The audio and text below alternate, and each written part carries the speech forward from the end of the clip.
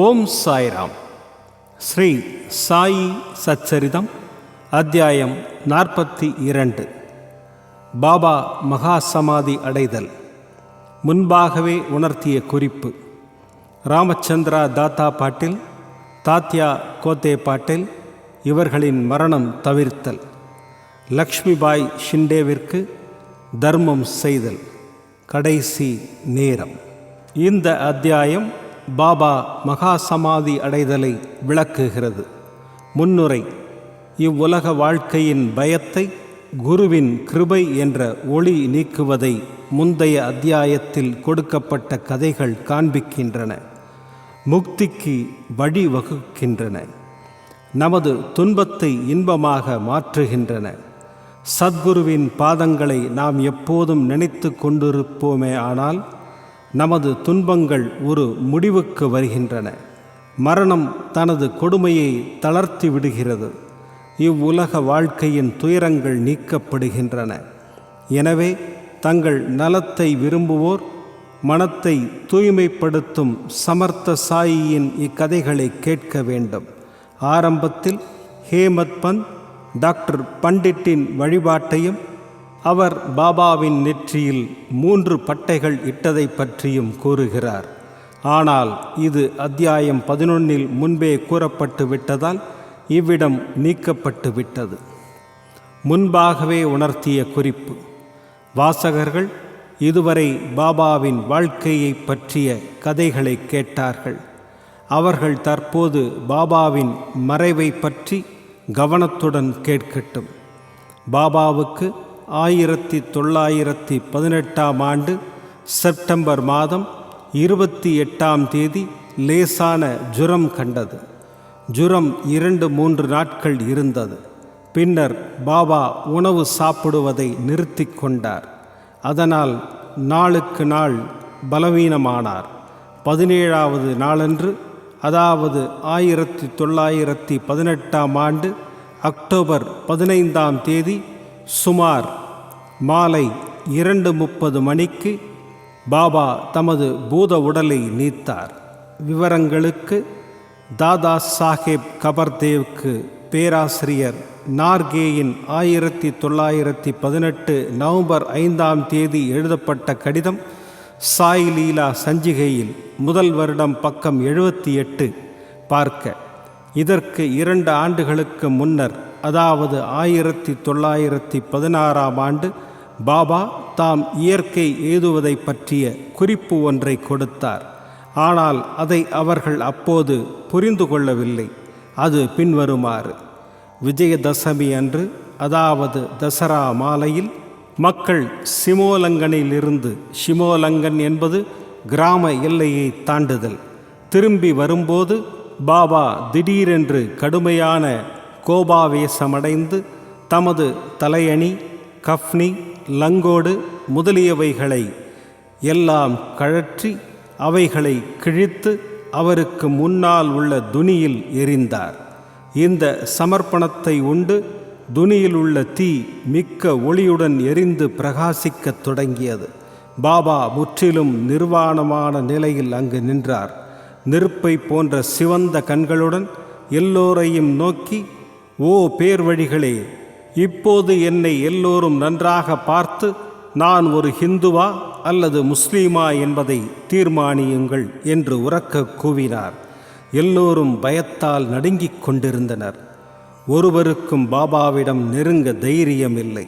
கொஞ்ச நேரத்திற்கு பின் பாபாவின் தொழுநோய் அடியவரான பாகோஜி ஷிண்டே தைரியத்துடன் அருகில் சென்று லங்கோடை கட்டிவிடும் முயற்சியில் வெற்றி பெற்றார். பாபா, என்ன இதெல்லாம்? இன்றைக்கு ஷிமோலங்கன் தசரா விடுமுறை என்றார். பாபா தமது சட்காவை தரையில் அடித்து, இது என்னுடைய ஷிமோலங்கன் என்றார். இரவு 11 மணி வரை சாந்தமடையவில்லை. அன்றிரவு சாவடி ஊர்வலம் நடக்குமா என்று அனைவரும் ஐயம் அடைந்தனர். 1 மணி நேரத்திற்கு பின் பாபா தமது சாதாரண நிலைக்கு திரும்பினார். வழக்கம் போல் உடை அணிந்து கொண்டு முன்னமே விளக்கப்பட்ட விதமாக சாவடி ஊர்வலத்தில் பங்கு கொண்டார். இந்த நிகழ்ச்சியின் மூலம் தசராவே தமது வாழ்வின் எல்லையை கடப்பதற்குரிய சமயம் என்ற கருத்தை அவர் தெரிவித்தார். ஆனால் ஒருவரும் அதன் பொருளை புரிந்து கொள்ளவில்லை. மற்றுமொரு குறிப்பாலும் பாபா இதனை உணர்த்தினார். அது பின்வருமாறு: ராமச்சந்திர தாத்தா பட்டேல் தாத்யா பட்டேல் மரணத்தை தவிர்த்தல். இதற்கு சில நாட்களுக்கு பின்னர் ராமச்சந்திர பாட்டீலுக்கு தீவிரமான காய்ச்சல் கண்டது. அவர் பெரிதும் துன்பமடைந்தார். அவர் எல்லாவித சிகிச்சைகளையும் கையாண்டு குணமேதும் காணாமல் தமது வாழ்வில் வெறுப்படைந்து கடைசி வினாடிக்காக காத்து கொண்டிருந்தார். பின்னர் ஒரு நாள் நள்ளிரவு பாபா திடீரென்று அவரது தலையணைக்கருகில் நின்றார். பாட்டில் பாபாவின் பாதங்களை பிடித்து கொண்டு, வாழ்க்கையின் எல்லாவிதமான நம்பிக்கைகளையும் நான் இழந்துவிட்டேன். நான் எப்போது சாவேன் என்று எனக்கு உறுதியாக கூறுங்கள் என்றார். கருணையுள்ள பாபா, கவலைப்படாதே, உனது மரண ஓலை வாபஸ் பெற்றுக்கொள்ளப்பட்டு விட்டது. நீ விரைவில் குணம் ஆவாய். ஆனால் தாத்யா பாட்டீலை குறித்து நான் கவலைப்படுகிறேன். அவன் சக வருடம் 1840 அதாவது 1918 ஆண்டு விஜயதசமி அன்று மரணம் அடைவான்.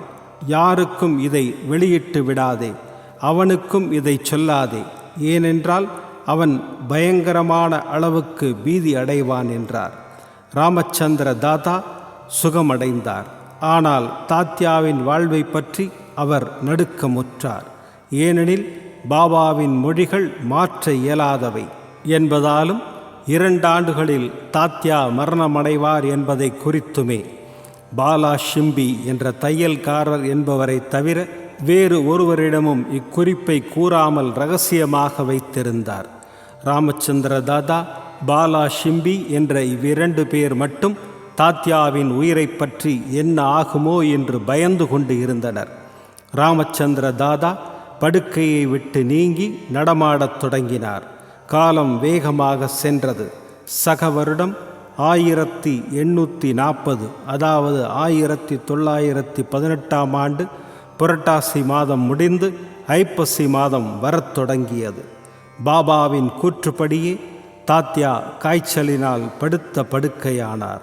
எனவே அவரால் பாபாவின் தரிசனத்திற்கு வர முடியவில்லை. பாபாவுக்கும் காய்ச்சல் வந்தது. பாபாவிடம் தாத்யாவுக்கு முழு நம்பிக்கை இருந்தது. தாத்யாவின் காய்ச்சல் மோசமடைந்து கொண்டே வந்தது. அவரால் அசைய முடியவில்லை. எப்போதும் அவர் பாபாவை ஞாபகப்படுத்தி கொண்டார். பாபாவின் கஷ்டமான நிலைமையும் அதே அளவு வளர்ந்தது. முன்னால் பாபாவால் உரைக்கப்பட்ட விஜயதசமி நாளும் வந்து கொண்டிருந்தது.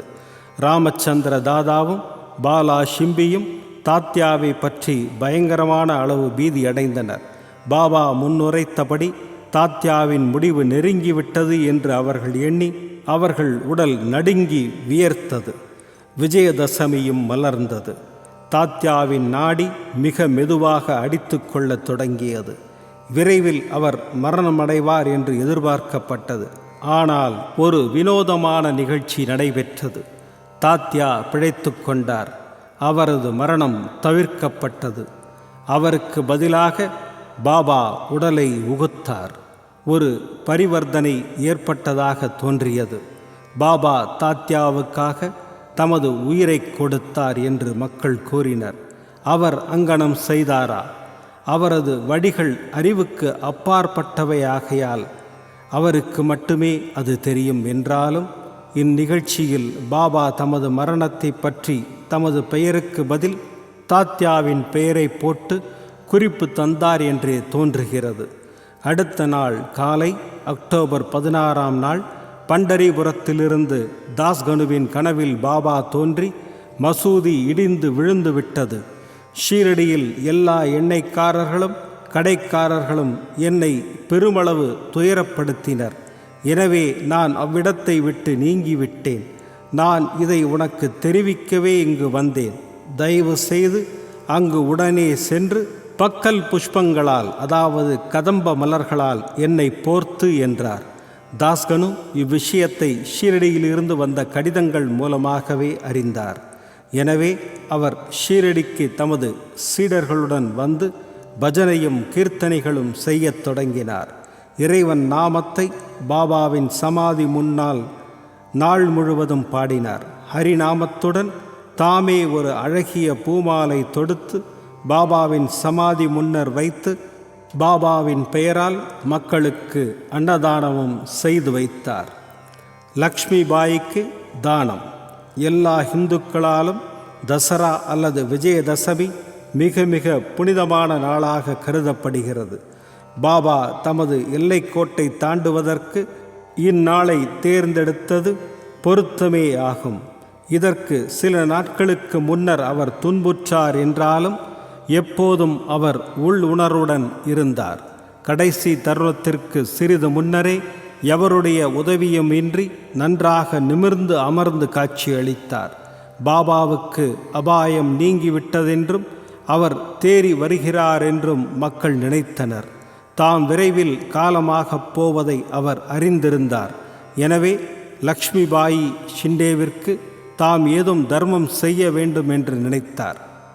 எல்லா ஜந்துக்களிலும் பாபா வியாபித்திருத்தல். இந்த லக்ஷ்மி பாயி ஷிண்டே ஒரு நல்ல வசதி உள்ள பெண்மணி. இரவும் பகலும் அவள் மசூதியில் வேலை செய்தாள். பகத் மகள்சாபதி, தாத்யா, லக்ஷ்மி பாயி இவர்களை தவிர வேறு எவரும் இரவில் மசூதிக்குள் அனுமதிக்கப்படுவதில்லை. ஒரு நாள் மாலை பாபா தாத்யாவுடன் மசூதியில் அமர்ந்து கொண்டிருக்கும்போது லக்ஷ்மி பாயி வந்து வணங்கினாள். பாபா அவளிடம், "ஓ லக்ஷ்மி, நான் மிகவும் பசியாயிருக்கிறேன்" என்றார். அதற்கு அவள், "பாபா, சிறிது நேரம் பொறுங்கள், நான் ரொட்டியுடன் வருகிறேன்" என்று கூறிக்கொண்டு சென்றாள். பிறகு ரொட்டி காய்கறிகளுடன் அவள் திரும்பினாள். அவற்றை பாபாவின் முன் வைத்தாள். அவர் அதை எடுத்து நாய்க்கு கொடுத்தார். அதற்கு லக்ஷ்மி, "பாபா, இது என்ன? உங்களுக்காக நான் அவசரமாக ஓடி எனது சொந்த கைகளால் ரொட்டி தயாரித்தேன். நீங்கள் அதில் சிறிதேனும் எடுத்துக்கொள்ளாமல் நாயிடம் தூக்கி எறிகிறீர்களே, வீணாக எனக்கு தொல்லை கொடுத்தீர்கள்" என்றாள். அதற்கு பாபா, "ஒன்றுமில்லாததற்காக ஏன் கவலைப்படுகிறாய்? நாயின் பசியை தணிப்பது என் பசியை தணிப்பது போன்றதே ஆகும். நாய்க்கும் ஒரு ஆத்மா இருக்கிறது. ஜந்துக்கள் வெவ்வேறாக இருப்பினும், சில பேசினாலும் சில ஊமையாக இருப்பினும், அவைகள் யாவற்றுமுடைய பசியும் ஒன்றே ஆகும். பசியாயிருப்போருக்கு உணவு அளிப்பவன் உண்மையிலேயே எனக்கு உணவை பரிமாறுகிறான் என்று நிச்சயமாக அறிந்து கொள்வாயாக. இதை ஒரு ஆதார நீதியாக கருது என்று பதிலளித்தார். இது ஒரு சாதாரண சிறிய நிகழ்ச்சிதான். ஆனால் ஒரு மிக பெரும் ஆன்மீக உண்மையை பாபா அதன் மூலம் முன்னிலைக்கு கொணர்ந்து காட்டினார். தினசரி வாழ்வில் அதை நடைமுறைக்கு கொண்டு வருதலை எவருடைய உணர்ச்சியும் துன்புறாத முறையில் எடுத்து காட்டினார். இத்தருணத்திலிருந்து லக்ஷ்மி பாயி அவருக்கு தினம்தோறும் பாலையும் ரொட்டியையும் அன்புடனும் பக்தியுடனும் அளித்து வந்தாள். பாபா அதை ஏற்றுக்கொண்டு பசி தனியும் வரை உண்டார். இதில் ஒரு பகுதியை அவர் ராதாகிருஷ்ண மாயிக்கு லக்ஷ்மி பாயிடமே கொடுத்து அனுப்புவார். அவளும் பாபாவின் மீதியான பிரசாதத்தை உவப்புடனும் மகிழ்ச்சியுடனும் உண்டாள். இந்த ரொட்டி கதையை ஒரு சம்பந்தமில்லாத விஷயமாக கருதக்கூடாது. அது எங்கனம் சாயிபாபா எல்லா ஜீவராசிகளிடமும் வியாபித்து ஊடுருவி இருக்கிறார் என்றும் அவைகளை கடந்தும் இருக்கிறார் என்றும் காட்டுகிறது. அவர் சர்வ வியாபி, பிறப்பற்றவர், இறப்பற்றவர், அழிவற்றவர். பாபா லக்ஷ்மி பாயின் சேவையை நினைவு கூர்ந்தார். அவளை எங்கனம் அவர் மறக்க முடியும்? உடம்பை விட்டு நீங்குவதற்கு முன் தமது கையை பைகளில் போட்டு ஒருமுறை 5 ரூபாயும் மீண்டும் 4 ரூபாயும் மொத்தத்தில் 9 ரூபாய் கொடுத்தார். 9 என்ற எண் 21ஆம் அத்தியாயத்தில் விவரிக்கப்பட்ட நவவித பக்தியை பற்றி குறிப்பிடுகிறது. அல்லது ஷிமோலங்கன் நேரத்தில் அளிக்கப்பட்ட தட்சணையாக இருக்கலாம். லக்ஷ்மி பாயி ஒரு வசதியான பெண்மணி. எனவே பாபா அவளுக்கு குறிப்பால் உணர்த்தி நல்ல அடியார்களுக்கு வேண்டிய 9 வித குணங்களை சொல்லியிருக்கலாம். பாகவதத்தில் 11வது காண்டத்தில் 10வது அத்தியாயத்தில் 6வது பாடலில் 1வது 2வது செய்யுளில் முறையே முதல் 5 குணங்களும் பின் 4 குணங்களும் கூறப்பட்டு உள்ளன. பாபாவும் அத்தகைய ஒழுங்கை பின்பற்றி முதலில் 5 ரூபாயும் பின்னர் 4 ரூபாயும் மொத்தத்தில் 9 ரூபாய் அளித்தார். அப்போது மாத்திரமல்ல, பலமுறை லக்ஷ்மிபாயின் கைகளில் 9 ரூபாய் சென்றிருக்கிறது. ஆனால் பாபாவின் இந்த 9ஐ எப்போதும் அவள் நினைவில் கொண்டிருப்பாள். கவனமானவரும் எப்போதும் ஜாக்கிரதை ஆனவருமான பாபா தமது கடைசி தருணத்தில் மற்ற முன்னேற்பாடுகளையும் செய்தார்.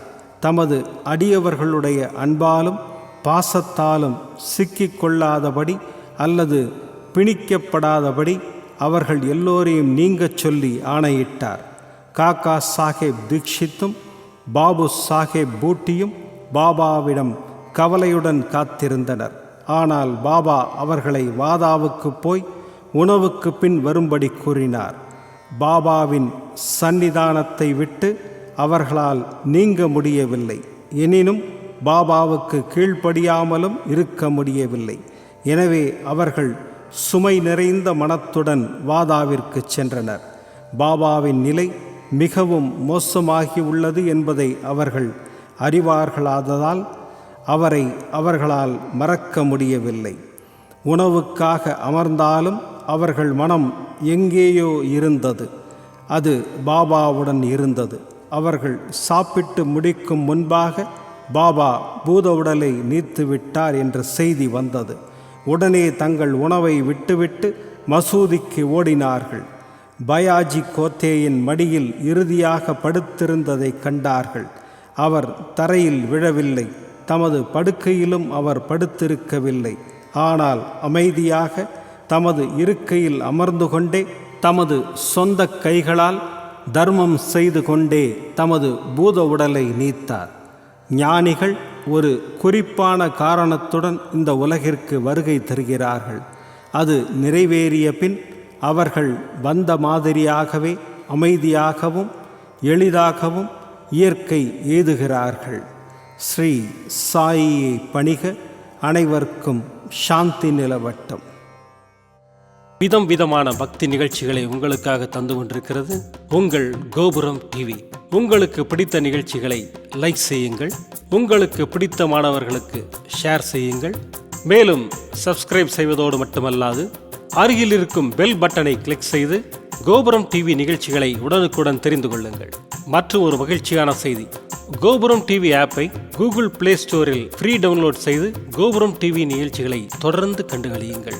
பாருங்கள், ரசியுங்கள், பரவசமடையுங்கள். gopuramtv.com. பக்தி பக்திமயம்.